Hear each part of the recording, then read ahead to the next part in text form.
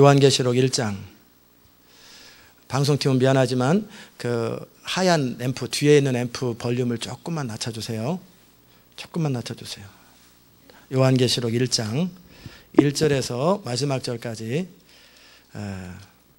제가 한 절, 여러분이 한 절 교독합니다. 예수 그리스도의 계시라. 이는 하나님이 그에게 주사 반드시 속히 될 일을 그 종들에게 보이시려고 그 천사를 그 종 요한에게 보내어 지시하신 것이라. 요한은 하나님의 말씀과 예수 그리스도의 증거 곧 자기의 본 것을 다 증거하였느니라. 이 예언의 말씀을 읽는 자와 듣는 자와 그 가운데 기록한 것을 지키는 자들이 복이 나니 때가 가까움이라. 요한은 아시아에 있는 7 교회에 편지하노니 이제도 계시고 전에도 계시고 장차 오시리와 그 보좌 앞에 7 영과 또 충성된 증인으로 죽은 자들 가운데서 먼저 나시고 땅의 임금들의 머리가 되신 예수 그리스도로 말미암아 은혜와 평강이 너에게 있기를 원하노라. 우리를 사랑하사 그의 피로 우리 죄에서 우리를 해방하시고 그 아버지 하나님을 위하여 우리를 나라와 제사장으로 삼으신 그에게 영광과 능력이 세세토록 있기를 원하노라. 아멘. 볼지어다 구름을 타고 오시리라. 각인의 눈이 그를 보겠고 그를 찌른 자들도 볼 터이요 땅에 있는 모든 족속이 그를 인하여 애곡하리니 그러하리라. 아멘. 주 하나님이 가라사대 나는 알파와 오메가라. 이제도 있었고 전에도 있었고 장차 올 자요 전능한 자라 하시더라. 나 요한은 너희 형제요 예수의 환난과 나라와 참음에 동참하는 자라. 하나님의 말씀과 예수의 증거를 인하여 밤모라 하는 섬에 있었더니 주의 날에 내가 성령에 감동하여 내 뒤에서 나는 나팔소리 같은 큰 음성을 들으니 가로되 너 보는 것을 책에 써서 에베소, 서모나, 버가모, 두아디라, 사대, 빌라델비아, 라우디게아 7 교회에 보내라 하시기로 몸을 돌이켜 나더러 말한 음성을 알아보려고 하여 돌이킬 때에 7 금촛대를 보았는데 촛대 사이에 인자 같은 이가 발에 끌리는 옷을 입고 가슴에 금띠를 띠고 그 머리와 털의 희기가 흰 양털 같고 눈 같으며 그 눈은 불꽃 같고 그 발은 풀무에 단련한 빛난 주석 같고 그 음성은 많은 물소리 같으며 그 오른손에 7 별이 있고 그 입에 좌우에 날선 검이 나오고 그 얼굴은 해가 힘있게 비추는 것 같더라. 내가 볼 때에 그 발 앞에 엎드러져 죽은 자같이 되매 그가 오른손을 내게 얹고 가라사대 두려워 말라. 나는 처음이요 나중이니 곧 산자라. 내가 전에 죽었었노라. 볼지어다 이제 세세토록 살아있어 사망과 음부의 열쇠를 가졌노니 그러므로 내 본 것과 이제 있는 일과 장차 될 일을 기록하라. 내 본 것은 내 오른손의 7 별의 비밀과 7 금촛대라. 7 별은 7 교회의 사자요 7 촛대는 7 교회니라. 아멘. 오늘도 주의 영으로 우리를 충만하게 하사 하나님의 비밀이 선포되는 그런 놀라운 시간, 이 말씀이 우리에게 소망과 정말 기쁨의 말씀, 그리고 이 말씀이 우리의 삶을 깨우는 말씀이 되게 하여 주옵소서. 예수님의 귀하신 이름으로 기도드리옵나이다. 아멘. 어떤 사람들은 제가 이 말씀을 나누고 이 마지막 때 증상들을 얘기를 할 적에 왜 그런 말씀을 하냐고 부담스럽게, 두렵게 그렇게 얘기를 해요. 그런데 저는 두려움을 주려고 말하는 것이 아니라 소망을 주려고 말하는 거예요. 두려움을 주려고 말하는 것이 아니라 하나님은 사랑에는 두려움이 없나니 두려움이 있는 곳에는 형벌이 있습니다. 즉 하나님은 두려움을 주는 것이 아니라 소망을 주는 것이에요. 어떤 경우에든지. 계시록의 말씀은 결국 소망의 메시지예요. 소망의 메시지고 하나님께서 창세전부터 계획하던 모든 일들이 결국 모든 것들이 하나님의 주권 가운데 이루어지고 결국 새하늘과 새 땅이 이루어진다라는 소망의 메시지가 결국 하이라이트지, 결국 절망의 메시지, 지옥의 묵시록, 이게 하이라이트가 아니에요. 그런 것들은 이 땅에 임하는 거예요. 이 땅에 임하는데 그것을 준비된 사람들에게 중간고사가 임할 때 중간고사는 부담입니까? 뭡니까? 공부를 열심히 하고 자기를 준비한 사람들에게 어떤 시험이 온다는 건 뭐예요? 그것은 자기가 드러나는 계기가 돼요. 아멘. 그리고 많은 사람에게 도움을 줄 수 있는 계기가 되는 거예요. 이 시대를 살릴 수 있는 계기가 되는 거예요. 그러니까 패러다임이에요. 그런데 공부를 안 했던 사람들은 중간고사가 부담스럽지. 그렇죠? 수업료를 안 내고 등록금을 안 내고 학교 다니는 사람들은 선생님의 조회 시간이 너무나 부담스럽습니다. 우리 가족들처럼. 우리 옛날에 어렸을 때는 저는 제일 싫은 게 중학교 때 아침 조회 시간, 저녁 조회 시간. 중간중간에 다른 선생님이 와서 강의를 하시는데 아침에 딱 10분, 15분 동안 그 선생님이 담임 선생님이에요. 끝날 때 그 담임 선생님이 또 나타나는데 꼭 등록금 안 낸 사람 이름 명단 불러요. 그리고 교무실로 와. 점심시간에 교무실로 와. 저는 매일 갑니다. 매일. 그런데 등록금을 딱 냈을 때, 내고 났을 때 선생님이 하나도 안 무서워요. 근데 등록금을 딱 안 내면은 얼마나 부담스러운지 몰라요. 마찬가지로 준비가 안 된 사람에게 마지막 세대는 너무나 부담스럽고 힘들지만, 준비가 된 사람에게는 너무나 소망이 넘치고 빛이 일어나고, 그리고 하나님 앞에 자기 인생이 드러나는 게예요. 요셉이 준비가 되었을 때, 총리가 되었을 때 총리 역할을 감당하지만, 그 다음에 다윗이 준비가 되었더니 골리앗이 등장하는 게 뭐예요? 이스라엘 백성들에게는 재앙이었어요. 골리앗이 등장하는 것이. 그렇지요? 근데 다윗에게는 뭐예요? 그의 인생이 뜨는 계기가 되는 거예요. 그의 인생이 드러나는 계기가 되고, 그에게 하나님의 기름 부음 받은 것이 표현되는, 사람들에게 나타나는 계기가 되는 거예요. 이 마지막 시대도 동일합니다. 아멘. 마지막 시대도 뒤에 볼륨 조금 더 줄여주세요. 뒤에 앰프 자꾸 튀어가지고 저한테 들려요. 예, 됐습니다. 이 마지막 세대는 사람들을 겁주려고 그러는 거 아니에요. 겁주려고 그러는 것이 아니라 우리로 하여금 깨어서 준비하라. 그리고 그러면서 1장은 참 하나님께서 얼마나 섬세하신지 몰라요. 저는 이렇게 섬세 못한데 하나님은 뭔가 경고를 하시기 전에 미리 사전 작업을 다 하세요. 그리고 이것은 예수 그리스도의 계시다. 반드시 속히 될 일이다. 그런데 그 전에 이 모든 것은 내가 다 알고 있는 일이고, 이 모든 일들은 내 손안에 있는 일이다 라고 하는 이 사전 작업이 1장에 딱 되고 나서 2장서부터 그러므로 3장까지 교회야 깨어 있어라. 교회에 대한 경고를 딱 하고 4장에 대해서 또 천국을 또 한번 보여줍니다. 이게 완전히 좀 약간 이렇게 좀 이 시대에 대한 어떤 경고의 메시지를 하기 전에 하나님에 대해서 자신을 소개하고, 교회에 대해서 경고하고 깨어 있으라고 그러고, 그런 다음에 먼저 천국을 한번 딱 보여주고, 그 다음에 7인을 딱 인봉을 띄시는 분이 누군지 예수님이 딱 등장하고, 그 다음서부터 잠시 하다가 또 그 부담스러울까 봐 중간에 다시 천국 한번 또 보여주고, 두세 장 만에 한번 천국 또 한번 보여줘요. 계속해서 결국 21장, 22장은 결국 하나님 나라를 집중적으로 보여주고, 마지막에 함께 찬양하고 경배하는 거예요. 이게 요한계시록의 패러다임이에요. 그 중간중간에 이 세상에서 겪을 일들이 어떤 일인가를 좀 나타나는 것뿐이에요. 요한계시록은 따라서 합시다. 요한계시록은 소망의 메시지입니다. 요한계시록은 두려움의 메시지가 아니라 엄청난 소망과 비전의 말씀입니다. 아멘. 요한계시록은 소망과 비전의 말씀이에요.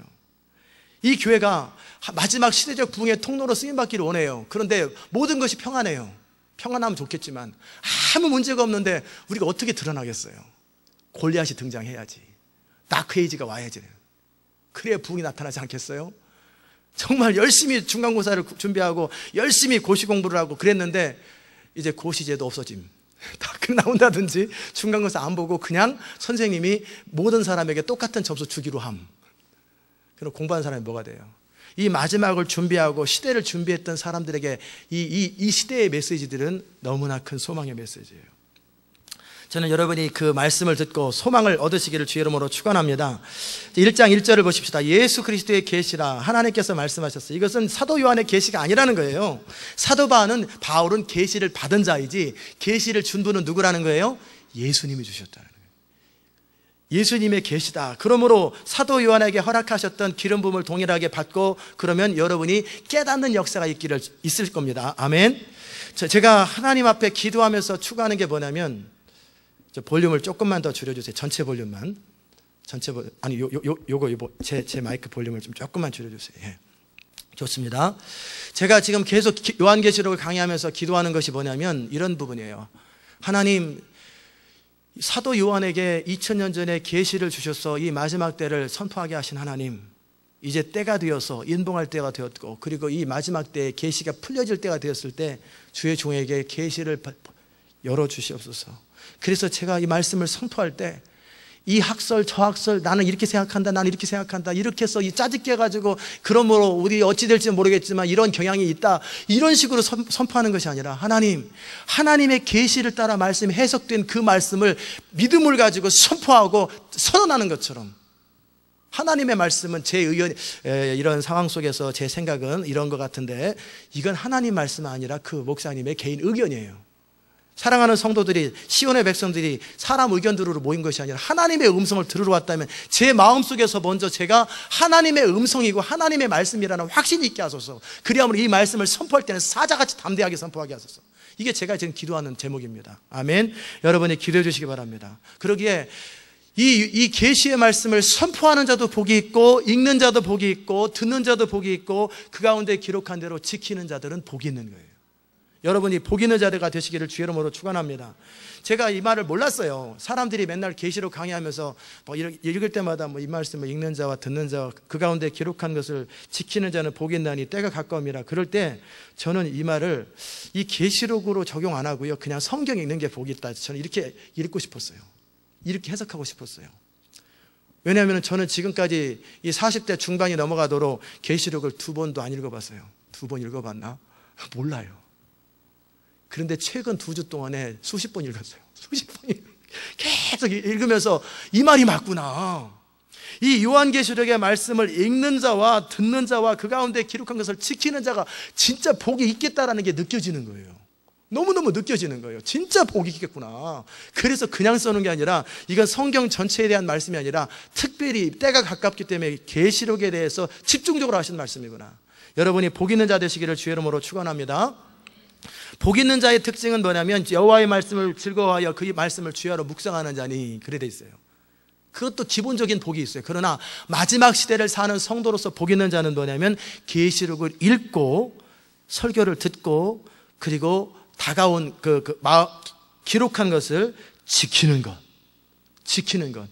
짐승의 표를 받지 말라 그러면 목에 칼이 들어도 받지 말아야 되는데 받으면 진짜 큰일 납니다. 황충이 그를 막 괴롭히고, 나중에 보세요. 13장에 짐승의 표가 나오는데 14장, 15장 이하에 보면은 정말 이 땅에 남은 자들이 겪게 되는 환난들이 눈 뜨고 못 봐요. 그때 여러분과 저는 이 땅에 남아있지 않기를 주의 이름으로 축원합니다. 그때 없기 때문에 이 땅에 있는 현상들이에요. 이 땅에 있는 현상들. 그때라도 정신 차리고 예수 믿는 사람, 칩은 안 받았지만 이게 베리칩일지 아닐지 모른다고 그랬잖아요. 그러니까 베리칩일 수도 있고 다른 마크일 수도 있는데 어쨌든 뭐든지 여러분의 손에 넣자 그러면 집어넣지 마세요. 찍자 그러면 찍지 마세요. 하여튼 뭐 손에 도장을 찍든지 아니면은 뭐 칩을 박든지 상관없이 오른손과 이마에 뭐든지 정부에서나 하자고 그러면은 절대 하지 마세요. 아멘. 절대 그런 사람들이 겪을 고난들은 너무나 엄청나요. 그러나 이 모든 것들을 뭣도 모르고 친구 따라 강남 간다고 헐떨결에 맞았는데 맞는 사람이 여러분 가운데 있어가지고 이 말씀을 들어보세요. 그 사람 여기 못 견딥니다. 도망가야지. 그런데 여러분이 아직 안 맞았고 그런 어떤 짐승의 표를 받지 않았어요. 오직 예수를 믿음으로 성령으로 이마에 인친 사람들, 하나님의 임만을 받았어요. 아멘. 그런 사람들이 이 말씀을 들을 때 준비를 할 거 아니에요. 뭣도 몰랐는데 그래, 미리 준비하고 시대를 맞이하면 얼마나 좋겠어요. 마치 이런 거죠. 다윗이라는 사람은요, 아주 지혜로운 사람이에요. 하나님, 이번에 블레셋 나라하고 전쟁을 하는데 우리가 이길까요? 질까요? 그랬더니 가라, 이기리라. 그래요? 그럼 싸우러 가요. 질 것 같다 그러면 그냥 화친해라. 그럼 화친해버려. 그런 적은 없지만 이긴다 그러면 어떻게 싸워야 이깁니까? 적들이 이쪽으로 올 때 너는 여기 매복하고 있다가 딱 뒤로 덮치면 이긴다. 전략을 다 배워요, 다윗은. 그러면 그대로 해요. 그러면 끝납니다. 그런 식으로 전쟁하는 게 다윗이에요. 그러니까 이미 다 어느 방향으로 올 것이다, 그걸 다 말을 해줘요, 다윗한테. 그렇게 너는 어떻게 준비하고 그 다음에 뒤로 어떻게 숨어 있어라. 그리고 나서 나팔소리와 함께 들어와라. 여호수아도 그렇게 하잖아요. 하나님의 사람들에게 그렇게 디테일한 전략을 다 가르쳐 준단 말이에요. 그렇게 알고 싸우는 자들과 덮어놓고 싸우는 자들은 하늘과 땅이죠. 눈 감고 싸우는 사람하고 눈 뜨고 싸우는 사람의 차이예요. 그렇기 때문에 이 계시록의 말씀을 읽는 자, 듣는 자, 그 가운데 기록한 말씀을 지키는 자는 복이 있다. 이 말이 맞습니까? 틀립니까? 맞지요. 그렇기 때문에 여러분이 잘 들으시고 읽으세요. 그리고 그냥 읽으세요. 그러면 이해 안 될 거예요, 많은 부분이. 그러면 제가 하나씩 설명해 주면 설명해 준 거 또 읽고, 그 다음에 또 읽어주면, 그 다음에 이제 계시록을 다 강의 끝나면은 이제 여러분이 스스로 읽어도 다 설명이 되거든요. 그러면 읽고 다른 사람 설명해 주세요. 그냥 무조건 그렇다고 그러면 사람들이 그거 어떻게 알아? 그러는데 이 말씀을 하나씩 하나씩 설명해 주는데, 이런 일이 중동 땅에 일어날 거야. 그런데 진짜 중동 땅에 그런 일이 이제 얼마 있다 또 탁 터지는 거 봤지. 그 다음에 이런 일이 생길 거야. 그런데 또 진짜 그런 일이 또 생겨요. 얼마나 재밌겠어요. 그리고 얼마나 긴장되겠어요. 그 결과는 우리는 이긴 싸움을 싸우니까 믿음만 지키면 된다. 그거예요. 4절 보십시다. 요한은 아시아에 있는 7 교회에 편지하노니 이제도 계시고 전에도 계시고 장차 오시리와 그 보좌 앞에 7 영과 또 충성된 증인으로 죽은 자들 가운데서 먼저 나시고 땅의 임금들의 머리가 되신 예수 그리스도로 말미암아 은혜와 평강이 너에게 있기를 원하노라. 아멘. 그렇잖아요. 우리가 요한이 우리에게 은혜와 평강이 있기를 원하노라 그랬으니까 우리가 아멘 그러는 거죠. 다시 한번 읽습니다. 아시아에 있는 7 교회와 그 다음에 그는 모든 교회를 예표하는 거예요. 장차 전에도 계시고 이제도 계시고 전에도 계시고 장차 오실리와 그 보좌 앞에 7 영과 또 충성된 증인으로 죽은 자들 가운데서 먼저 나시고 땅의 임금들의 머리가 되신 예수 그리스도로 말미암아 은혜와 평강이 너에게 있기를 원하노라. 아멘. 이게 이제 요한이 축복한 걸 받는 거죠. 우리를 사랑하사 그의 피로 우리 죄에서 우리를 해방하시고 그 아버지 하나님을 위하여 우리를 나라와 제사장을 삼으신 그에게 영광과 능력이 세세토록 있기를 원하노라. 아멘. 자, 하나님과 아버지 하나님을 위해서 우리에게 허락하신 것이 뭐냐면 나라를 삼으시고 제사장을 삼으셨다는 거예요. 이게 얼마나 영광스러운 단어인지 몰라요. 얼마나 영광스러운 단어인지. 하나님께서 교회가 뭐냐면 교회는 뭐냐면 이거 좀 그 뒤에 앰프 좀 조금만 더 줄여주세요. 교회는 뭐냐면 예수 그리스도를 구주로 믿는 성도들의 무리가 교회예요. 따라서 합시다. 교회는 예수 그리스도를 구주로 믿는 성도들의 모임, 성도들의 공동체, 그게 교회예요. 우리 교회 가자 그러면은 이 견물에 가는 게 아니라 우리 교회 예배에 성도들이 모여 있잖아요. 그 모임에 가는 걸 교회라고 그래요. 그러면 가정에서 성도들이 모이면 가정이 교회가 되는 거예요. 아멘.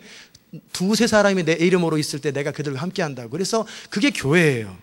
그 교회가 뭐예요? 교회를 크게 모으면 하나님의 나라잖아요. 그러니까 우리를 하나님의 나라를 삼았다라는 거예요. 이해됐습니까? 그 다음에 제사장을 삼았다라는 거예요. 제사장이 뭡니까? 하나님과 이 땅의 사람들 사이의 중간 역할을 하는 거죠. 그런 제사장의 역할이 그런 거예요. 그런데 하나님은 모든 믿는 자들을 믿지 않는 자들과 하나님 사이에 우리를 중간 역할을 해주는 제사장으로 삼았다라는 거예요. 아멘. 이게 얼마나 중요한 단어인지 몰라요. 하나님은 하나님의 나라를 경영할 때 우리를 나중에 어떻게 삼으시냐면 예수님께서 우리를 왕으로 삼으세요. 주님과 함께 영원토록 왕노릇하는 하나님 나라의 통치자가 되고요. 2번째는 우리를 제사장 삼았는데 구약시대 때 제사장의 개념은 이렇습니다. 제사장의 개념은 그가 백성들을 위해서 제사를 드려주지 않으면, 또 백성들이 어떤 죄가 있을 때 그것을 제사를 드리고 사함을 선포하지 않으면 그들은 그냥 그 상태로 있어버려요. 하나님께 스스로 예배드릴 수도 없고, 구약시대 때는 지금 말고 예배드릴 수도 없고, 그리고 자기의 죄가 사함받지도 않아요. 제사장이 그들이 가져온 짐승을 가지고 제사를 드려주고 그리고 하나님께 예배를 드려줘야만이 그들의 죄가 사해지고 그들에게 하나님의 축복이 임하기 시작하고 하나님의 통치가 임하기 시작해요. 이게 제사장의 역할이 얼마나 중요하겠어요. 그런데 우리 믿는 성도들을 제사장을 삼으셨어요. 그러면 우리가 믿지 않는 자들에게 우리가 역할을 감당해야만 그들이 주께로 돌아오는 거예요. 아멘. 우리가 그냥 모든 성도들이 마치 중국과 인도 사람이 동시에 몇 월 며칠 시간을 맞춰가지고 하나 둘 셋 해서 붕 떠가지고 콱 하나 지구 딱 돌아간다고 누가 그러잖아요. 지구 핑글핑글 돈다고. 안 그래도 도는데 무슨 말인지 몰라요? 썰렁해서 웃지도 않으시네. 그 마찬가지로 모든 성도들이 단합을 해가지고 복음 전하지 않기로 작정해버리는 거예요. 만약 예를 들어서 그럼 어찌 돼요? 남아있는 모든 성도 안 믿는 사람들 싹 지옥 가는 거예요. 그들의 운명을 누가 결정해요? 믿는 자가 결정하는 거예요. 하나님이 결정하는 게 아니에요. 하나님이 우리를 감동시키시고 우리를 소원을 주시고 우리를 통해서 일하지만 우리가 결사적으로 전하지 않기로 결정하면, 모든 이 땅에 있는 교회가 절대적으로 복음을 전하지 않기로 결정하면 이 땅에 안 믿는 사람은 싹 지옥 가는 거예요. 방법이 없어요. 그리고 그런 사람 딱 들어 문 닫아버려. 못 들어오게 만들고 우리끼리만 예배 드리고. 그러나 그렇게 하지 않지요. 어떻게 해요? 하나님의 성령이 우리 가운데 만약에 그런 교회가 있다면 기름 부음이 없을 거예요. 구원은 받았는지 몰라도 그냥 완전히 아마 그런 사람들은 하나님의 성령을 거역하며 살기 때문에 자꾸 성령과 멀어지고 하나님과 멀어지다 보면 점점 자기도 모르게 자기도 나중에 안 믿는다고 그럴 거예요. 그러니까 우리가 전도하고 계속 복음을 전하면 전할수록 성령이 충만해지고 하나님의 영광이 사로잡히거든요. 그러니까 결국 이 세상에 믿지 않는 자들의 운명이 누구 손에 결정돼요? 믿는 자에게 결정돼요. 너희가 땅에서 풀면 하늘에서 풀리고 땅에서 매면 하늘에서 매이는 거예요. 아멘. 근데 우리가 버티고 안 하고 있으면 어떻게 해요? 우리도 혼나고 그들도 망하는 거예요. 그렇게 에스겔을 통해서 하나님이 말씀하신 게 뭐냐면 그가 듣든지 안 듣든지 전해라. 그래서 제가 듣든지 안 듣든지 선포하고 또 보내는 거예요. 듣고 구원을 얻는 자들이 있을 것이고 듣고 거절하면 그들의 책임이다. 그러나 전하는 건 우리 책임이라는, 이게 제사장적 사명입니다. 아멘. 여러분이 오늘부터 이제 전도하십시오. 기다리지 마시고 전도를 시작하시고 CD를 나눠주기 시작하시고 기도하기 시작하고 사람들을 만나면 교회를 데려오기 시작하세요. 아멘. 그게 제사장적 사명을 감당하는 것이고 그 일을 감당할 때 기름 부음이 임합니다. 그 일을 감당할 때 하나님의 능력이 계속 임하는 거예요. 따라서 합시다. 우리가 제사장의 사명을 감당할 때 하나님의 기름 부음이 임하기 시작하고 하나님의 능력이 임하기 시작하고 하나님의 성령의 기름 부음이 임하기 시작하는 거예요. 그냥 가만히 있으면 그냥 사라져버립니다. 그나마 있는 것도 사라져버려요. 그래서 제사장의 역할을 부지런히 감당해요. 그러니까 제가 날마다 이 제사장의 역할을 열심히 감당하잖아요. 열심히 막 설교하고 선포하고 막 나눠주니까 점점 충만해지는 거예요. 여러분도 도시를 놓고 기도하고 찾아가고 땅을 밟고 사람들을 만나면 CD를 주고 복음을 전하고 예수 믿으라고 자꾸 그러면 그럴수록 성령이 충만해지는 거예요. 왜 나는 기름 부음이 임하지 않는가? 왜 나에게는 하나님이 강하게 역사하지 않는다? 전도 안 해서 그래요. 그리고 전도와 관련된, 선교와 관련된 일을 안 하기 때문에 그래요. 믿습니까? 중요한 거예요. 교회에서 아무리 기도해도 소용없다니까요. 복음을 전하는 일, 하나님의 나라가 확장되는 일, 하나님의 뜻이 이루어지는 그런 일에 현장에 있거나 그런 일에 직접적으로 간접적으로 내가 뭔가를 도움이 돼야 돼요. 그래야 기름이 임하는 거예요. 왜? 그게 하나님의 우리를 향하신 뜻이기 때문에 그래요. 그래서 이제 이해됐지요? 우리를 나라를 삼으셨어요. 하나님 나라의 소속. 그러니까 예수님께서 하나님 나라가 어디에 있습니까? 그랬을 때 여기 있다 저기 있다가 아니라 너희 안에 있다 그러잖아요. 너희 안에는 두 가지를 표현해요. 하나는 우리 마음 안에 있고, 두 번째는 너희 이 모임 가운데 있다. 세 번째는 예수님이 하나님의 나라잖아요.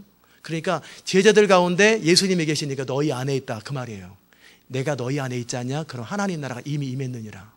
너희가 성령을 경험하면 너희 안에 하나님의 나라가 이미 임했느니라. 너희 공동체 가운데 이미 하나님 나라가 시작됐느니라. 그리고 또 너희 마음 안에 성령이 거하시면 거기는 하나님 나라가 시작됐다라는 거예요. 그래서 우리가 하나님 나라가 시작됐다라는 거예요.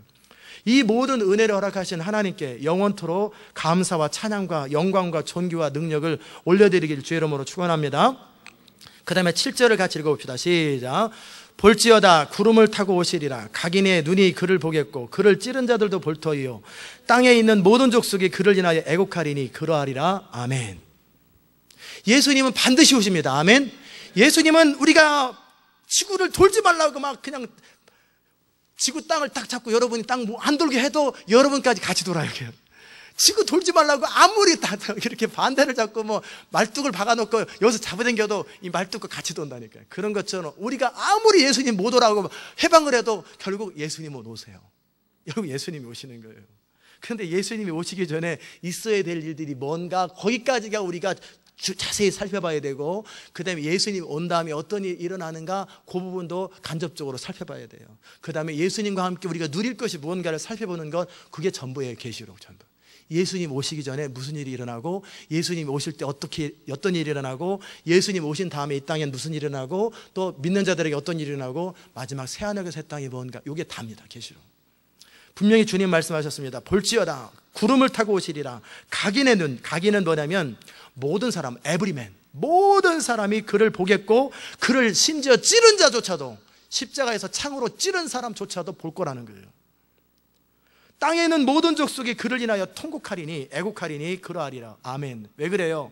믿는 사람들은 땅에 없잖아요. 예수님 딱 오실 때 딱 올라갔단 말이에요. 그러니까 땅에 있는 남은 자들은 골치 아픈 거예요. 예수님이 딱 구름 타고 내려오실 때 남아있지 않기를 주의 이름으로 축원합니다. 그러면 땅에 있는 족속이 돼버리는 거예요. 그러면 그들은 애국하는 거예요. 근데 우리는 어떻게 해요? 싹 올라가잖아요. 그때 겪을 거 좀 겪고, 그러나 산뜻하게 딱 자다 말고 쫙 올라가요. 걱정하지 마십시오. 옷 입었을까 안 입었을까 세마포옷을 입혀주니까. 그리고 여러분의 몸에 혹시 샤워를 안 하고 자도 상관없습니다. 새 몸을 더 입으니까 걱정하지 마시고, 이 몸 가지고 안 가요. 어젯밤에 발을 안 씻었는데 신경 쓸 거 없습니다. 그냥 이 몸은 싹 사라져버리고 새 몸을 덧입고 세마포옷을 입기 때문에 우리는 쫙 올라가면 남아있는 자들, 땅에 있는 모든 족속에게 그를 인하여, 뭐 때문에? 예수님이 이 땅에 오면 심판이 시작돼 버리는 거예요. 애곡하리니 그러하리라. 8절, 주 하나님이 가라사대 나는 알파와 오메가라, 이제도 있고 전에도 있고 장차 올 자여 전능한 자라. 할렐루야.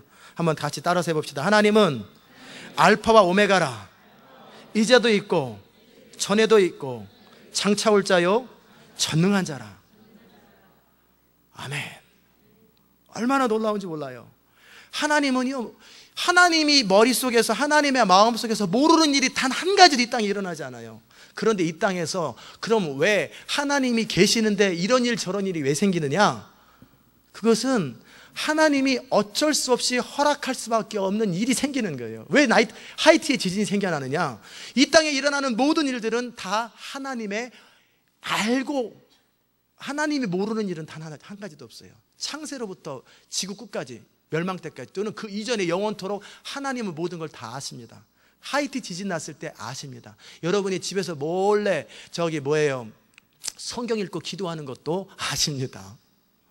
다 아세요. 911 일어났을 때 그때도 다 아세요. 그렇기 때문에 어떤 사람은 들어가지 말라고 하시고, 어떤 날은 그날 배 아프게 만들고, 어떤 날은 벼랑 가다가 다리 부러져가지고 병원에 실려가게 만들고, 그게 자기는 속상해가지고 성령의 음성을 잘 못 들으니까 다리 부러져서 그날 기부싸느라고 병원에 갔는데 와보니까 911 터져서 자기 사무실에 이렇게 쏟아져 버린 거예요. 하나님이 몰랐을 거예요. 다 알아요. 제가 볼 때 그런 일이 생길 수밖에 없는 인간의 악함이 있는데, 그럼에도 불구하고 이 모든 시간 속에서 가장 피해가 적은 시간 내에 그때 터진 거예요. 1시간만 늦게 터졌으면 5만 명이 죽었대요. 5만 명이 죽었대요. 8만 명이 죽었다든가 그 정도로 죽었대요. 근데 그 적절한 타이밍에 딱 터져가지고 그나마라도 피해를 최소화하도록 만드신 하나님, 그분이 하나님이세요. 아멘. 그러면 이 땅에서 이런 일 저런 일이 왜 생깁니까? 그건 뭐냐면, 모든 것이 하나님의 뜻대로 된다면 여러분 한번 잘 생각하세요. 이 땅에 일어나는 모든 일은 하나님의 뜻대로 됩니다. 아멘. 하나님 뜻대로 돼요. 그러면 나쁜 일은 또 하나님의 뜻인가? 하나님의 뜻이죠. 왜요? 하나님은 우리에게 자유를 주셨고 천사들에게 자유를 주셨어요. 그렇기 때문에 그가 악한 일을 저질러서 나쁜 일을 겪는 것도 하나님의 뜻 가운데 포함되는 거예요. 아멘. 무슨 말인지 모르세요?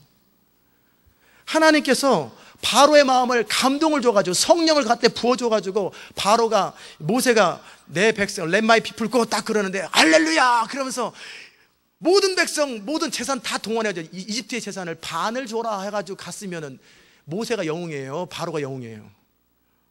모세는 심부름꾼이고 바로가 영웅이죠. 그런데 어떻게 해요? 바로가 타고난 대로 강팍하거든요. 타고난 대로 강팍해요. 그러니까 하나님께서 내버려 두신 거예요. 바로의 마음을 강팍하게 만드셨다라고 하는 것이 뭐냐면, 하나님은 우리가 악한 것을 추구할 때 우리에게 때로는 회개케도 하시지만 버티면 어떻게 악하게 살게 내버려 두는 거예요. 왜? 진짜 중요합니다. 이 비밀을 아세요.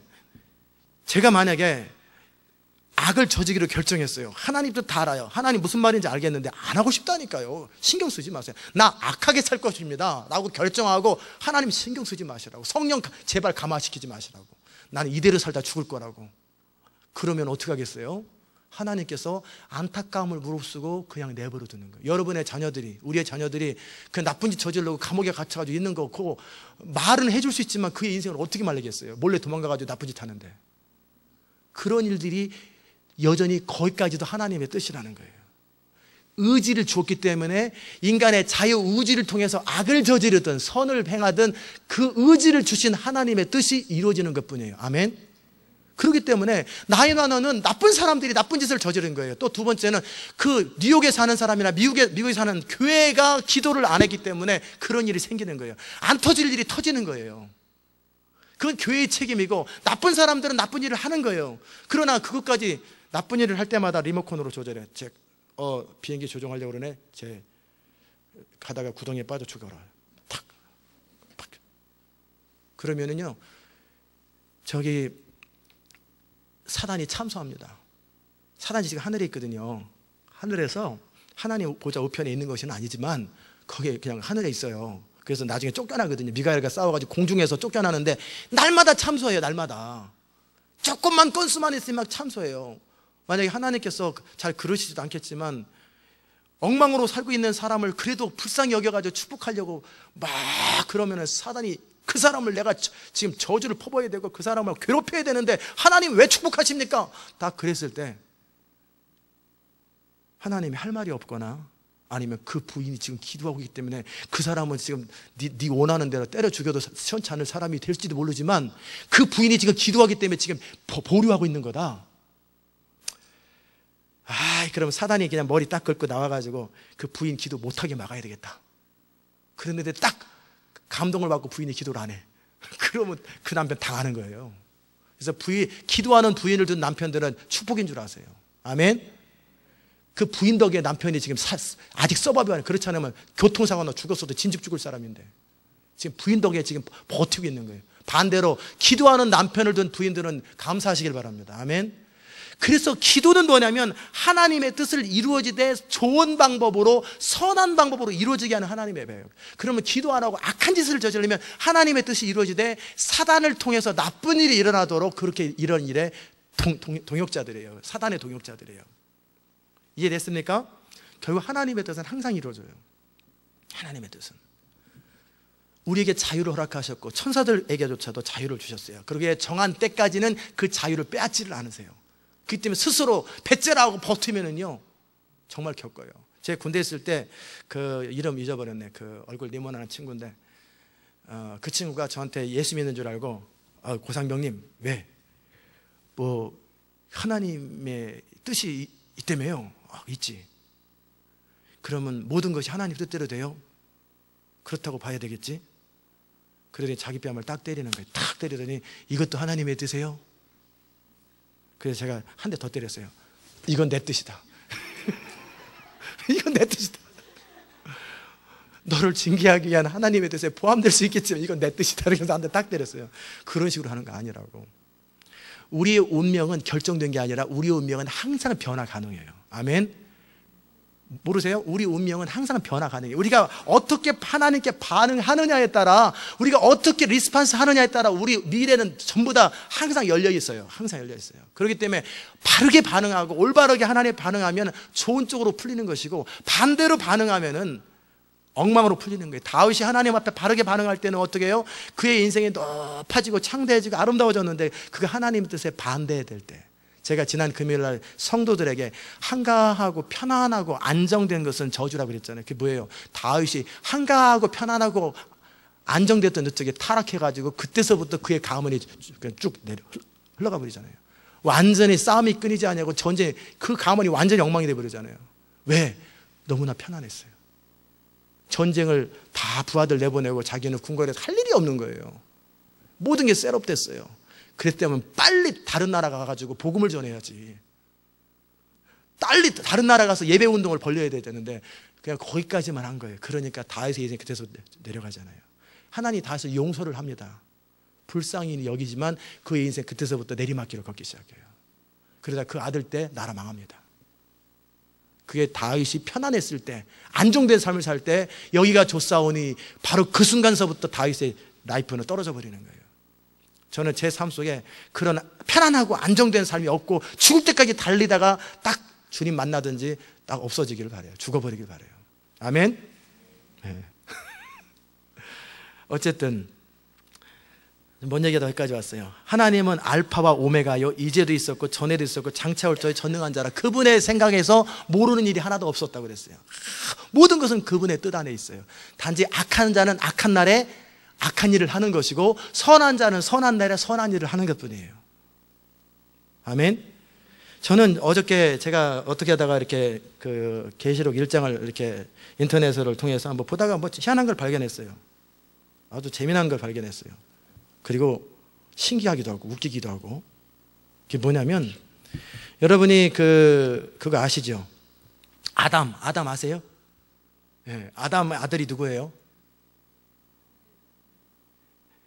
가인과 아벨은 다 아담의 계보에 들어가지 않잖아요. 세 명이라는 게 아니라 셋. 그 다음에 에노스, 그 다음에 가이난, 그 다음에 마하랄렐, 야렛, 에녹, 그 다음에 무드셀라, 그 다음에 라멕, 노아 이렇게 했다. 노아까지 이렇게 쭉 있어요. 근데 희한한 게요, 각 이스라엘 백성들의 이름, 또 그들의 이름에는 뜻이 있잖아요. 저도 제 이름에 뜻이 있잖아요. 사람마다 다 뜻이 있게 적거든요. 이제 아담이라는 사람의 이름의 뜻은 사람의 뜻이에요. 맨이라는 뜻이에요. 아담의 뜻은. 그다음에 셋이라는 말은 포제스, 가지다. 에노스는 뭐냐면 moral, feeble, 즉 죽을 수밖에 없는 한계에 빠진 그 뜻이에요. 개인한이라는 뜻인 말은 sorrow, 슬픔이라는 뜻이에요. 마하랄레라는 뜻은 the blessed God, 축복의 하나님이라는 뜻이에요. 자렛이라는 뜻은 뭐냐면 shall come down, 내려오셨다라는 단어예요. 에녹은 뭐냐면 가르치다, 그 다음에 instruct, 가르치다라는 뜻이에요. 그 다음에 훈련시키다, 그런 뜻이고, 무드셀라는 뭐냐면 그의 죽음이 his death shall bring, 그런 뜻이에요. 그 다음에 라멕이라는 뜻은 절망한 자들, the despairing, 그런 뜻이고, 노아라는 뜻은 뭐냐면 comfort, 위로, 안식이라는 뜻이에요. 근데 이 10명의 사람들의 이름을 조합해보면 어떤 일이 나오는지 아세요? 해석이 나와요. 죽을 수밖에 없는 슬픔을 가진 사람들에게 축복의 하나님이 내려오셔서 가르치시기를, 그의 죽음이 절망한 자들에게 위로와 안식을 준다. 자기들은 각자 이름을 지었는데 이것이 딱 조합을 하다 보니까 그런 말이 나오는 거예요. 예수님의 사건을 얘기하는 거예요. 죽을 수밖에 없는 운명을 가진 슬픈 사람들에게 축복의 하나님이 내려오셔서 말씀하시기를, 가르치시기를, 그의 죽음, 예수님의 죽음이 절망한 자들에게 위안과 안식을 가져다 준다. 그들은 뭣도 모르고 이름을 지었어요. 근데 그 이름의 10명의 조상, 첫 번째 조상들이잖아요. 그들의 이름을 딱 조합해 보니까 이런 예수님의 십자가의 사건이 예표되었다는. 그러니까 예수님이 이 땅에 오시는 걸 하나님이 몰랐어요? 알았어요? 다 아셨다는. 계시록이 이루어지는 걸 하나님이 다 아셨던 거예요. 다 아셨어요. 그러니까 그 하나님의 손 안에서 피할 수가 없어요. 그러기에 지존자의 은밀한 곳에 거하는 자들이 복이 있습니다. 그 하나님 안에 거하는 자들이 복이 있는 거예요. 저는 이 말씀을 들을 때마다 얼마나 감동이 되는지 몰라요. 하나님은 알파와 오메가라. 이제도 있고 전에도 있고 장차 올 자여 전능한 자라. 그렇기 때문에 이 교회를 시작하신 하나님은 알파예요. 예를 들어 우리 교회와 관련돼서는. 그런데 이 교회를 마지막까지 주님 오실 때까지 마무리하실 분은 오메가 하나님이에요. 알파와 오메가. 그래서 오메가 시계가 끝내주는 시계인가 봐요. 오메가 시계, 끝을 내주는 시계. 무슨 말인지 못 알아들었어요.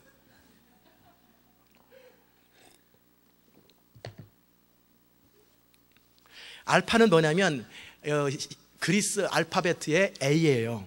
그리고 오메가는 마지막 Z, Z의 끝 글자예요. 그렇기 때문에 하나님은 시작하셨기 때문에 하나님은 끝을 내는 거예요. 역사를 시작하신 하나님은 역사를 마무리 짓는, 이 모든 것이 하나님의 손 안에 있다는 거예요. 그 하나님은 전에도 계셨고 이전에도 계시고 지금도 계시고 장차 올 자요. 근데 그 하나님 어떤 분이에요? 전능한 자예요. 아무도 이 땅에서 프리맨 있으니 어떤 일을 계획한다 할지라도 하나님의 이 계획을 막을 수는 없어요. 바로가 아무리 이스라엘 백성을 해방해도 그럴수록 누가 드러나요? 하나님의 영광이 드러나고 모세가 드러나잖아요. 아까 표현한 것처럼 모세가 렛마이프 풀고 딱 그랬더니 오케이, 포고를 내려요. 반대를 무릅쓰고 바로가 모든 사람들에게 포고를 내려. 그러면 누가 영웅이에요? 바로가 영웅이지. 근데 다행히 바로가 그렇게 안 해줬기 때문에 모세가 드러나는 거예요. 그래서 광야 생활을 할 수 있도록 기본적인 어서리티가 주어지는 거예요. 여호수아가 딱 섰을 때 하나님이 가나안 사람들이 저항을 해야지 여호수아가 드러나지. 가나안 사람들이 다 항복하면서 딱딱 받아주고 우리는 하나님을 경외합니다. 그러면은 여호수아가 어찌 되겠어요? 할 일이 없는 거예요. 근데 저항을 해주는 거예요. 그러니까 악한 자는 악한 날에, 선한 자는 선한 날에. 그런데 이 모든 걸 합하여 하나님은 하나님의 뜻을 이루고 하나님의 영광을 나타내요. 적그리스도가 아무리 짐승의 표를 준다 할지라도 그거는 성도들은 안 받으면 되는 거죠. 그렇잖아요. 그래서 어떻게 해요? 받은 사람 안 받은 사람은 나중에 딱 계산하기 좋게, 그렇잖아요. 딱 구분하기 좋게. 그들이 아무리 그런다 할지라도 하나님의 사람을 해야 할 수가 없어요. 그러나 성도가 선택은 해야 되기 때문에 인내를 가져야죠.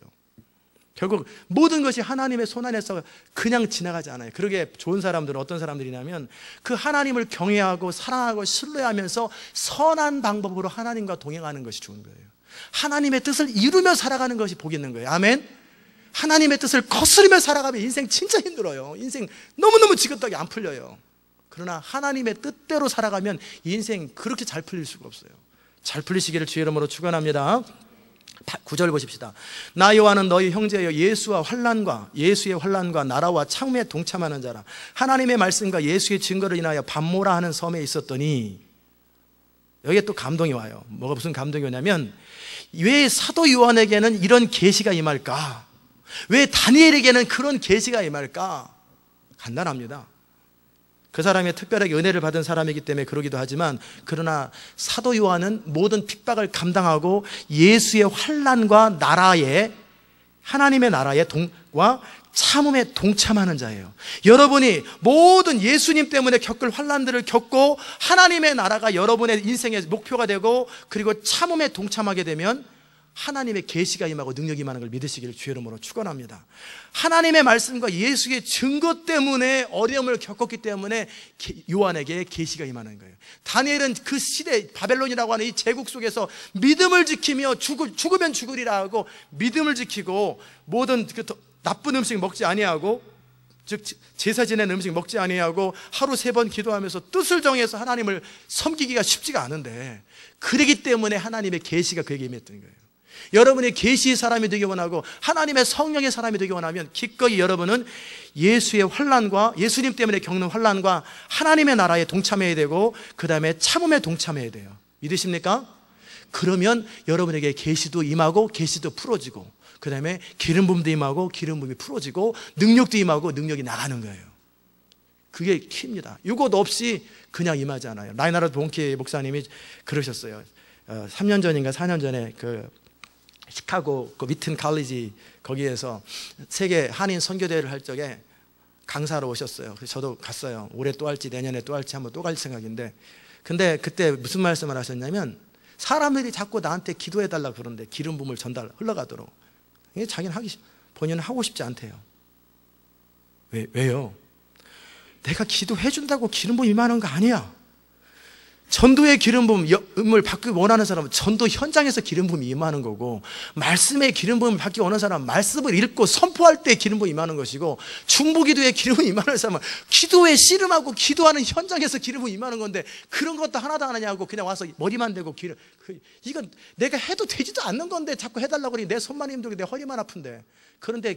그런데 적절한 그런 사람들이 그런 일을 할 때는 성령께서 감동하세요. 기도하라고 그래요. 그렇게 코언을 하시더라고. 나 기도 안 해준다고. 근데 마지막 날, 셋째 날 막 기도하는 시간이 됐는데 제가 자리가 없어가지고 맨 앞에 가지고 있었어요. 강대상이 이렇게 높아요. 이만큼 높아요. 근데 거기 딱 있었더니 제가 막 손 들고 그때 막 있는지 막 손이 막 움직였는지 막 그래요. 그랬더니 이분이 와서 2번인가 3번을 안수기도 하더라고요. 그래서 이 사람이 기도 안 한다는데 왜 기도를 하고 있지? 나는 요청도 안 하는데. 그런데 뭐 나쁜 거야, 뭐 떨어지겠나. 그냥 가만히 있자. 근데 이분이 2번, 3번 와서 손이 굉장히 커요. 손이 되게 무겁고. 제가 안수할 때 이렇게 무겁다고 말하는 분이 계시는데, 그분은 뭐 누르는 것 같아요. 근데 그분이 돌아다니다가 마치 이렇게 엘리사가 한 바퀴 돌고 나서 또 다시 또 기도하고 그러잖아요. 한참 기도하더니 떨어졌는지 한 바퀴 또 쭉 돌고 오더니 좀 이따 또 와서 또 2번을 하더라고요. 그러더니 딱 기도가 끝나더라고요. 그래서 저는 참 희한하다. 그분한테 뭐를 제가 받을 게 있길래 그럴까? 제가 무슨 말을 하고 싶어서 그러냐면, 기름 부음은 기름 부음을 받을 만한 상황 속에 있을 때 받는 거예요. 근데 그때 적절하게 하나님께서, 제가 그런 상황 속에 있었고 그런 삶을 살았나 보죠. 그런데 하나님께서 기도하게 하셨나 보죠. 꼭 기억하세요. 이 모든 기름 부음과 계시와 능력은요, 우리가 그렇게 살아갈 때, 그 기름 부음에 해당되는 삶을 살아갈 때 임하는 거예요. 아멘. 제가 말씀의 기름 부음이 언제 임하냐면, 말씀을 설교를 시작할 때서부터 임했어요. 설교를 할 때, 설교하기 전에는 기름 부음이 없었어요. 기도의 기름 부음이 언제 임합니까? 기도를 하기 시작하고 기도의 어떤 고비를 넘기기 시작하면서부터 기름 부음이 임하기 시작하는 거예요. 꼭 기름 부음은 자신의 삶을 추스려서 하나님의 나라와 참음과 예수의 환난과 하나님의 말씀과 예수의 증거를 인하여 뭔가를 할 때 임하는 거예요. 믿으십니까? 그냥 저절로 기도해 준다고 임하는 거 아니에요. 제가 담임 목사로서 여러분에게 축복 기도는 해줄 수 있어요. 그러나 저에게 있는 기름 부음이 여러분한테 흘러가려면 저에게 여러 가지 기름 부음이 있거든요. 말씀의 기름 부음이 있고 예언의 기름 부음이 있고 축사의 기름 부음이 있고 치유의 기름 부음이 있고 많은 기름 부음이 제 안에 잠재되어 있어요. 왜냐하면 제 안에 성령이 거하시고 제가 그걸 가끔씩 이렇게 사용해요. 통역에 많은 것들이 있어요. 그러나 적절한 사람에게 그 사람이 그런 일을 할 때 그게 흘러가요. 이렇게 설교하고 선포할 때 동일한 게 흘러가는 게 아니라 각 사람에게 해당되는 게 흘러가는 거예요. 왜? 그 사람이 그걸 받기에 합당하기 때문에. 아멘. 저를 통해 안 흘러가도 하나님이 주를 사용하시잖아요. 주의 종을 사용하고 지도자를 사용한 통로로 사용하는 거예요. 그러나 여러분이 혼자 기도해도 하나님이 골방에서도 임해요. 골방에서도 임해요.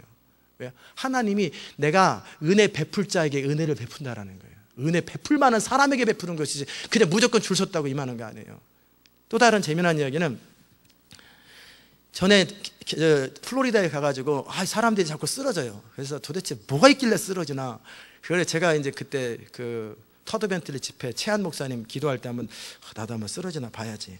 나는 그냥 아무 감정 없이 임하면 쓰러지고 아니면 그대로 있어야 되겠다. 무슨 느낌이 있나. 제가 딱 갔는데 딱 이마에다 손을 얹고 그런데 기름을 바르니까 약간 미끈미끈하고 이렇게 좀 그런 느낌이 드는데 아무 느낌이 없어요. 다시 지나가서 다시 한번 또 가가 줄 또 섰어요. 또 3번 갔어요. 3번을 연속 갔는데 아무 느낌이 없어요. 그래서 제 마음속에 저분이 나보다 약한가 뭐 이런 생각도 하다가 두 번째는 내가 강팍해서 그런가 뭐 이런 생각도 하다가 왜 그럴까 나중에 알고 보니까 정답은 일지 모르겠는데 그분이 전달하려고 하는 기름 부음과 제가 받아야 될 기름 부음이 안 맞으면 아무 느낌이 없는 거예요. 근데 어떤 사람은 같은 기름 부음이 있을 때는 금방 반응해 버리는 거예요. 제가 어떤 사람을 기도할 때 어떤 사람은요 유난히 영적으로 민감한 사람들은 그냥 발작같이 하더라고요. 막 이래요. 이렇게 우리 박정길 전도사님도 그 저에게 있는 기름 부음이 흘러가야 되는지 몰라도 한 1년 전인가 새벽에 기도할 생각도 없이 그냥 그 혼자 기도하고 왔다 갔다 돌아다니는데 거기 기도하고 혼자 조용히 아버지 이러고 있어요. 근데 무심결에 제가 싹 지나갔더니 벼랑간 성령이면 다다다다다다다다 해서 방언을 시작하는 거예요. 그 제가 가니까 또 조용해요. 근데 그 옆에 또 지나가니까 또 막 소리 지르는. 그때서부터 인생이 바뀌어버렸어요. 저는 안수한 적도 없어요. 그냥 글리 지나가니까 그 뭐가 임했는지 나중에 물어봤는데 이상하게 목사님이 사라질 때는 아무 느낌이 없는데 오면은 뭐가 막 임한대요. 그래서 나는 못 느끼는데 왜 본인만 느끼지? 하나님께서 있는 것들을 흘려보내되 본인에게 해당되기 때문에 흘려보내는 거예요. 모든 것이 똑같이 가는 건 아니지만 그에게 필요한 것들이 흘러가는 거예요. 아멘. 중요한 거는 내가 하나님의 나라와 참음과 예수의 말씀과 하나님의 말씀과 예수의 증거를 인하여 삶을 살아가는 현장에서 임하는 거예요. 아멘. 사업에 기름 부음을 임해달라고 그렇게 아무리 기도해도 소용없어요. 어떻게 해요? 사업을 시작하셔야 돼요. 사업을 시작하셔야 돼요. 그리고 어떻게 해요? 사업을 할 수 있는 마음의 준비를 갖추셔야죠. 그래서 정말 이제는 내 물질은 내 물질이 아니라 하나님의 물질, 나는 하나님의 뜻대로만 물질을 사용할 것이고 하나님의 뜻대로만 내가 모든 걸 하겠다라고 하는 그런 각오를 가지고 일단 시작을 하셔야 돼요. 골방에서 아무리 기도하면 중부의 사업의 기름 부음을 위해서 기도하는데 중부 기도의 기름 부음만 잔뜩이면 맨날 기도만 하니까 그렇잖아요. 그런데 사업의 현장에 가려면 사업을 시작하셔야 돼요. 그래야 기름 부음이 현장에서 임하는 거예요. 아멘. 대답을 안 하시네. 아멘. 이렇게 여러분이 뭘 원하는지 하나님께서 우리 안에 소원을 주시잖아요. 성령께서 우리 안에서 너희 속에 행하시는 이가 하나님이신 너희 안에 소원을 두고 행하신다고 어떤 소원들이 생겨요. 이렇게 하고 싶어요. 막 소원들이. 제가 만약에 치유 은사를 진짜 원했다면 계속 치유 쪽에 뭐를 할 건데 근데 치유 은사가 임하는 건데 제가 제일 원하는 건 말씀 은사예요. 말씀을 효과적으로 전하고 선포하고 이런 거기 때문에 이런 일이 계속 이루어지는 거고 그러는 과정 속에 치유도 임하고 축사도 임하는 것 뿐이에요. 근데 치유 쪽에 관심이 있는 것도 그냥 임하는 게 아니에요. 하나님의 성령이 그 사람에게 유난히 치유 쪽에 사람을 불쌍히 여기고 치유 쪽에 관심을 갖게 하시고 그런 현장에 그 사람을 자꾸 가서 자꾸 기도하고 불쌍히 여기고 막 그런 현장에 기름 부음이 하는 거예요. 어떤 사람은 유난히 막 기도하고 막 성경을 읽으면 계시적인 어떤 자꾸 깨달음이 임하잖아요. 왜 그래요? 그런 마음에 하나님의 성령의 그런 소원을 주시기 때문에 그러는 거예요. 그럴 때 그런 현장에 자꾸 그런 사람은 그런 현장에 있어요. 그러면 그런 기름이 계속 임하는 거예요. 믿음의 사람들은 자꾸 보통 사람은 도전 안 하는데 그 사람은 어떤 상황이 되면 자꾸 믿음으로 도전을 해요. 자꾸 어떤 상황이 되면 믿음으로 또 도전하고 또 도전하고. 왜? 그 사람은 그 안에서 성령이 믿음의 은사를 주기 원하셔서 그래요. 그래서 계속 도전하다 보니까 믿음이 쌓이는 거예요. 아멘. 현장에서 기름 부음이 임하는 거예요. 삶의 현장에서. 자, 그 다음에 10절에 보십시다. 다 같이 읽읍시다. 시작. 주의 날에 내가 성령에 감동하여 내 뒤에서 나는 나팔 소리 같은 큰 음성을 들으니, 잠을 깨우려고 읽으라고 그랬습니다. 가로되 너 보는 것을 책에 써서 에베소, 서머나, 버가모, 두아디라, 사데, 빌라델비아, 라오디게 7교회에 보내기로 하시기로. 이 7교회는 무엇을 상징하냐면요, 이 세계 우주적인 하나님의 교회와 각 로컬 처치를 상징적으로 이렇게 표현하는 것 뿐이에요. 나중에 이제 우리가 2장과 3장을 나누겠지만 어떤 사람은 에베소 교회는 초대교회고 서머나 교회는 그 다음 교회고 이렇게 설명할 수도 있어요. 제가 틀렸다는 말은 안 합니다. 왜냐하면 그렇게 볼 수도 있고요. 그러나 동시에 21세기 현장에서, 지금 21세기 우리가 살고 있는 현장에서 어떤 교회는 에베소 교회 같은 교회, 어떤 교회는 서머나 같은 교회, 어떤 교회는 빌라델피아 같은 교회, 어떤 교회는 라오디게 교회. 그렇다면 이런 식으로 본다면 21세기 교회는 라오디게 교회라고 그러면 우리 교회는 라오디게 교회 돼야 되잖아요. 뜨뜻미지근하고 전혀 책망만 듣는. 근데 이 시대가 또 깨어있는 교회들이 있잖아요. 그러니까 이 시대 교회들 가운데 라오디게아 교회 같은 교회가 많이 있고, 또 사대교회 같은 교회도 있고 필라델피아 교회 같은 교회도 있다라는 거예요. 그러나 어쨌든 7교회는 모든 교회, 역사 가운데 있는 모든 교회들의 대표 모델들이에요. 그러기에 어떻게 처신하고 어떻게 행동해야 될지를 말씀하는 거예요. 이해됐습니까? 그럼 몸을 돌이켜, 도대체 뭔 소리가 나길래 뭔 소린가 하고 딱 돌이켜보니까 말하는 음성을 알아보려고 돌이킬 때에 7 금촛대를 보았는데, 7 금촛대의 비밀, 촛대교회라고 이름을 줬더라고요. 어떤 분은 촛대교회. 그래서 왜 줬나 몰랐어요. 근데 이제 어쨌든 촛대교회가 뭘까? 금촛대에 무슨 비밀, 뭐 촛대를 옮긴다, 막 그러니까 막 괜히 이게 막 섞어가지고. 그러나 계시록 1장에 나와 있는 촛대의 의미는 20절에 설명되어 있어요. 해석할 필요도 없어요. 7촛대 7교회니라. 이 촛대는 7교회니라 그런 거예요. 그러니까 해석할 것도 없어요. 그 다음에 7별의 비밀. 7별이 뭘까요? 촛대 사이에 13절, 인자 같은 이가 발에 끌리는 옷을 입고 가슴에 금띠를 띠고 그 머리에 털에 희기가 흰 양털 같고. 그 말이 뭐냐면 예수님이 나타나셨는데 어떻게 나타나셨냐면 발에 끌리는 하얀 옷을 입고 거룩함, 가슴에 금띠를. 금띠가 뭐냐? 그냥 금띠는 금띠고요. 금띠를 찬 거죠. 차고 왔는데 그냥 왕권을 상징하시죠. 왕권을 상징하는 것뿐이고, 그 다음에 머리와 털의 희기가 양털 같고 거룩함, 순결함, 완전함을 상징하지요. 그 눈은 불꽃 같다. 아주 정확하게 사람의 심령을 꿰뚫는 그런 모습으로 나타나셨어요. 발은 풀무에 단련한 빛난 주석 같은 모든 부분에 완전한 출입에 완전하잖아요. 어떤 것도 완전하신 하나님께서 주석 같고, 그 음성은 많은 물소리, 우렁차면서도 섬세해요. 물소리가 섬세하잖아요. 그런데도 우렁차잖아요. 한 물소리가 똑똑똑똑 떨어지는 것도 섬세한데 많은 물소리니까 우렁차면서도 섬세한 거예요. 자, 많은 물소리와 같으며 그 오른손에 7별이 있어요. 촛대 사이를 다니는데, 촛대는 교회 사이를 다닌다 그 말이고요. 7별이 있어요. 7별은 뭐냐면 7교회 지도자예요. 즉 교회 지도자는 별이고, 근데 촛대는 교회를 상징해요. 그 입에서 좌우에 날선 검이 나오고, 말씀의 검, 심판의 검이 나오고, 그 얼굴에 해가 힘있게 비추는 권능이죠. 비추는 것 같더라. 내가 볼 때 그 발 앞에 엎드려져서 죽은 자 같이 돼요. 이 모습을 보니까 사도 요한이 맨날 예수님 품에 있던 그런 갈릴리 목수 출신의 예수님만 보다가 벼랑간 이런 예수분이 기겁을 하는 거예요. 그래가지고 죽은 자 같이 되어버렸어요. 그럴 때 주님께서 오른손을 내게 얹고 가라사대 두려워 말라. 나는 처음이요 나중이니 곧 산자라. 전에 죽었었노라. 그런데 볼지어다. 이제부터 세세토로 난 죽지 않는다. 살아있어서 사망과 음부의 열쇠를 가졌노니 그러므로 내가 본 것과 이제 있는 일과 장차 될 일을 기록하라. 그러면서 20절에 설명되어 있어요. 네게 본 게 뭔지 아느냐? 오른손에 7별의 비밀과 7 금촛대라. 근데 그거는 7별은 7교회의 사자요, 7촛대는 7교회니라. 즉 예수님께서 모든 지도자들을 7별을 어떻게 해요? 오른손으로 딱 붙들고 계시잖아요. 손으로. 즉 하나님의 사람들, 하나님의 지도자들을 주님이 붙들고 계신다는 거예요. 아멘. 두 번째는 촛대 사이를 다닌다는 얘기는 하나님께서 교회를 주장하시고 다스리시고 통치하신다 그 말이에요. 이해됐습니까? 1장이 이해 안 되는 게 하나도 없죠. 희한하게 지나가기만 하면 다 이해가 되죠. 하나님께서 이 마지막 때 계시를 풀어주시기 때문에 그런 거예요. 여기서 우리가 이제 교훈들을 살펴보면 뭐냐면, 교회의 주인은 하나님이십니다. 그리고 교회를 붙들고 움직이시는 분은 예수님이세요. 그 예수님께서 교회를 친히 교회 사이를 다니는 거예요. 그런데 촛대를 옮긴다는 말이 이렇게 해석될 수 있어요. 이게 모든 교회들을 상징하는 쭉 다니는데, 이건 촛불이 꺼져 있어. 그러면 저쪽에다 쳐놓고, 기도의 불도 꺼져 있고, 이거 촛대가 왜 여기, 이 지금 꺼진 불이 왜 여기 있냐? 제가지고 저쪽 가라. 그래서 켜진 불만 있어라. 이제 이렇게 교회가 잠들어 있거나 이게 죽어 있는 상태는 치워버리는 거죠. 아니면은 천사를 시켜서 여기 불 좀 붙여라. 그럴 수도 있고, 불을 붙일 수도 있고, 그런 측면에 촛대를 옮긴다라는 말이 설명될 수는 있지만, 결국 제가 드리고 싶은 말씀은 뭐냐면, 결국 교회를 주장하시고 다스리시고 이끄시고 교회의 주인은 예수님이시라는 거예요. 아멘.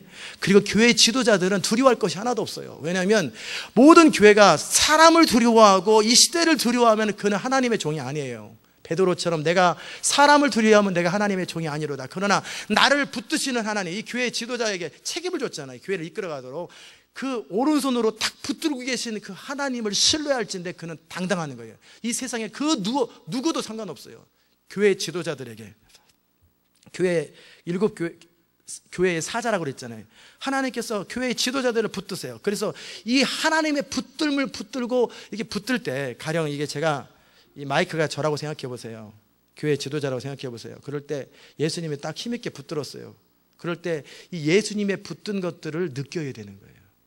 느껴야 되는 거예요. 그리고 이 안에서 안식을 누려야 되는 거예요. 근데 붙들었는지 안 붙들었는지 몰라. 그러거나 그러기에 사람만 두려워하면은 이 하나님께서 붙들고 있는 모든 혜택을 다 놓쳐버리는 거예요. 그래서 교회는 하나님께서 마지막 시대 때 이 교회만이 우리 교회만이 아니라 이 교회는 7교회를 통해서 모든 교회를 상징해 깨어있는 이 시대 교회들이 하나님의 대안이라는 거예요. 아멘. 그렇기 때문에 교회 사이를 주님이 주장하시는 거예요. 모든 교회를 다니시고 통치하시고 그래 지도자들을 오른손으로 붙들으시는 거예요. 그래서 이 교회는 뭐라고 했어요? 건물이 아니라 성도들의 공동체 가운데, 여러분의 삶 가운데 주님은 계속해서 운행하시는 거예요. 이렇게 쭉 다니시는 거예요. 그와 함께 지도자는 왜 자꾸 잘 넘어지니까, 지도자는 왜 자꾸 이렇게 압력들이 많으니까 하나님이 힘있게 붙들어주는 거예요. 지금이라도 하나님의 힘있게 붙드는 손을 놔버리면 금방 무너져 버려요. 때문에 강력하게 붙드는 거예요. 사랑하는 여러분, 제가 이런 얘기는 저런 얘기를 많이 말씀을 드렸는데, 하나님께서 분명히 약속하신 거예요. 볼지어다 내가 구름 타고 오리라. 각인이 그를 보겠고 그를 찌른 자도 볼 것이고. 이 땅에 주님이 반드시 오십니다. 반드시 주님 오세요. 그리고 주님이 오시는 그때쯤에 나타나는 현상들을 주님이 다 설명하기 전에 어떻게 준비해야 되고, 그 다음에 요한계시록 2장과 3장에서는 교회가 무엇을 준비하고 어떤 상태가 되어 있어야 되는지, 즉 이렇게 되라. 너는 뭐는 잘했고 뭐는 잘못했는데 그러므로 이렇게 해라 라고 하는 것들을 다 종합해서 우리 교회가 그것을 그대로 하고 있으면 우리는 깨어있는 교회가 되는 거예요. 아멘. 그래서 이 교회들을 통해서 뭐 하냐면, 하나님께서 마지막 시대에 첫 번째는 이 성도들을 보호하는 거예요. 이 시대 가운데 물들지 아니하고 이 시대 가운데 우리를 보호해서 인을 받지 아니하고 하나님의 인만을 받아서 천국의 백성으로 보호하기 원하시는 하나님의 손길이고, 두 번째는 뭐냐면 이 교회들의 기도들을 통해서 이 교회의 어떤 사역들을 통해서 그 사람들이 죽기로 돌아오는 것도 표현되는 거예요. 그러는 과정에 이 땅 가운데 많은 이런 일 저런 일들이 계속 있어질 거예요. 그런 일이 생겨도 두려워하거나 낙담하거나 놀라지 말라는 거예요. 아멘. 이제 계시록이 제가 처음에 서두에 말씀드린 것처럼 계시록은 소망의 장이고 하나님의 계획이 있고, 모든 것이 악한 자라 할지라도요, 제가 만약에 그때 가면 또 어떨지 모르겠지만은 모세 당시로 딱 돌아갔을 때, 모세는 처음에 막 바로가 막 강팍하게 하니까 막 신경 쓰고 막 고민하잖아요. 그럴 때 제가 만약에 모세한테 가가지고 딱 읽어주는 거예요. 출애굽해요. 모세어른 제가 출애굽기 읽어보니까 홍해 건너더만, 보여줄까? 이렇게 딱 보여준다면, 그들은 성경이 없었고 그들은 이미 하나님의 마음 속에서는 이미 이루어졌지만 그들의 삶 속에서는 아직 안 이루어지는 시대를 살고 있는 거예요. 아직 출애굽되기 전이었기 때문에 모세가 바로 앞에 갈 때 힘들었던 거예요. 그러나 이미 알고 있다면 모세가 이미 경기 끝난 축구 시합을 봤다면 두려우지 않을 거예요. 하나님의 약속을 받았다 할지라도 모세는 현실 속에서 두려워할 수밖에 없는 그러나 자꾸 들락날락 하다 보니까 어떻게 해요? 바로가 아무리 반대해도 하나님의 뜻이 이루어지는 것처럼. 그런데 계시록은 뭐라고 뭐냐면 마치 모세에게 내가 바로를 강팍하게 만들고 그래서 나의 권능을 충분히 드러낸 다음에 그다음에 마지막 그의 장자를 친 다음에 내가 출애굽시키겠다고 하나님 미리 말씀하셨거든요. 그런데 그런 일이 현실에 부딪힐 때도 모세는 자꾸 두려워하는 거예요. 안 가려고 그러고. 마찬가지로 계시록도 주님께서 이미 이 계시록에 계시된 대로 그대로 이 마지막 세대에 갈 거예요. 그대로 갈 거예요. 그대로. 그래도 이 현실에서 부딪힐 때마다 때때로 힘들고 당황되고 어려워지고 막 그런단 말이에요. 잠시 딴 생각하고 그럴 때마다 어떻게 하라는 거예요? 이 말씀을 읽고 듣고 그 가운데 기록한 것을 지키는 자들이 복이 있다라는 거예요. 그게 매뉴얼이거든요. 이게 매뉴얼이니까 계시록을 보면서 우리의 남은 15년, 20년 우리 살고 있는 시대를 계시록을 계속 읽어가면서 그러다 보면 여러분도 계시가 임해요. 여러분도 해석이 되고 이 중동 땅에 나타나는 현상들 이제 곧 조만간에 중동 땅에 전쟁이 일어날 거예요. 그 전쟁은 이스라엘과 레바논의 전쟁이 아니고 전체 세계 전쟁이 일어날 거예요. 그 세계 전쟁이 일어날 수밖에 없는 환경이 또 왜 그러냐면 이 세계 정보 통합 운동을 해야 되는데 반대하는 사람이 있잖아요. 그럴 때 확실하게 세계 통합하는 과정 속에 전쟁은 불가피하게 일어나고 그리고 유프라테스 강이 마른다고 돼 있는데 진짜 요즘 유프라테스 강이 엄청나게 가뭄 때문에 세 나라의 생명 물인데 똑같은 먹고 사는 물인데 지금 말라가고 2년 동안 가뭄 때문에 점점점 고갈돼가고 있어요. 이 계시록이 이루어질 때 우리는 어떻게 해요? 어떻게 살아? 그럴 거 없다니까요. 계시록에 이루어져 가는구나. 그리고 우리에게는 또 우리 나름대로 피할 길이 또 하나님 예비하시잖아요. 다 길을 예비하시고 그때그때 적절하게. 제가 어느 영화에 보니까 진짜 그런 일이 있을 것도 같아요.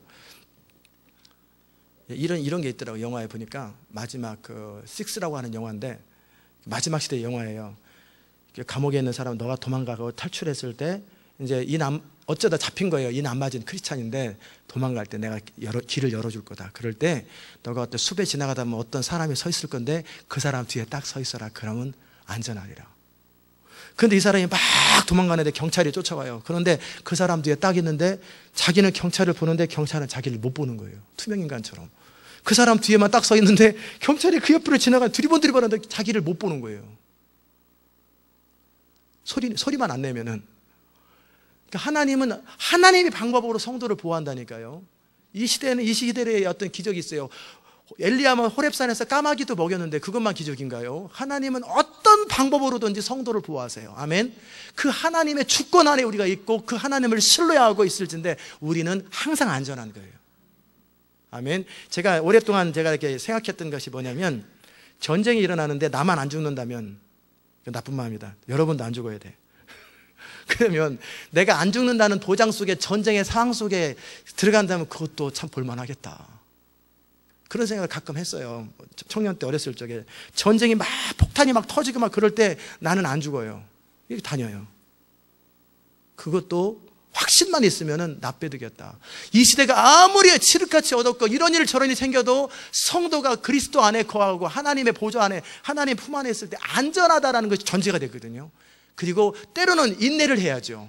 인내할 때 인내해야 되죠. 그런다라는 전제만 있으면 두려운 것 없죠.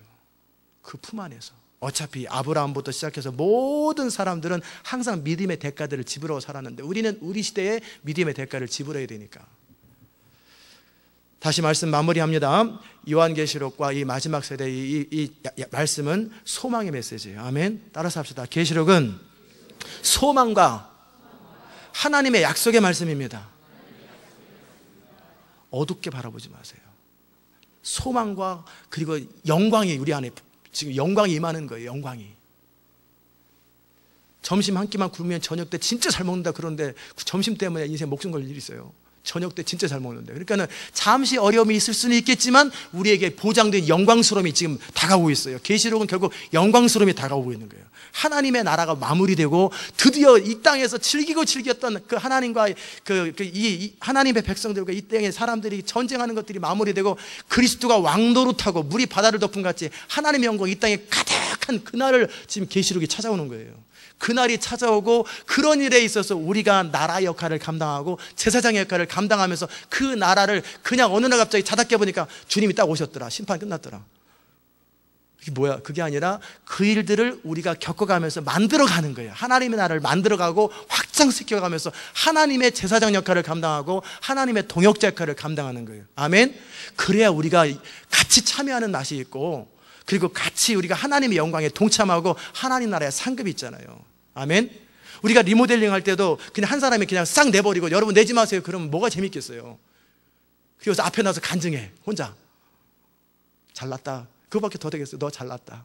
그런데 우리 성도들이 힘들지만 다 헌신하고 희생했더니 보람이 있잖아요. 훨씬 보람이 있고 그런 것처럼 이 하나님 나라 어느 날 자다 깨보니까 주님 오셨더라. 딱 끝났더라. 그게 아니라 함께 전도해가고 함께 부흥을 일으키고 함께 하나님 앞에 씨름하는 과정 속에 하나님 나라가 완성되는 그런 일에 우리를 나라와 제사장을 삼으셨다. 아멘. 이게 얼마나 영광스러움인지.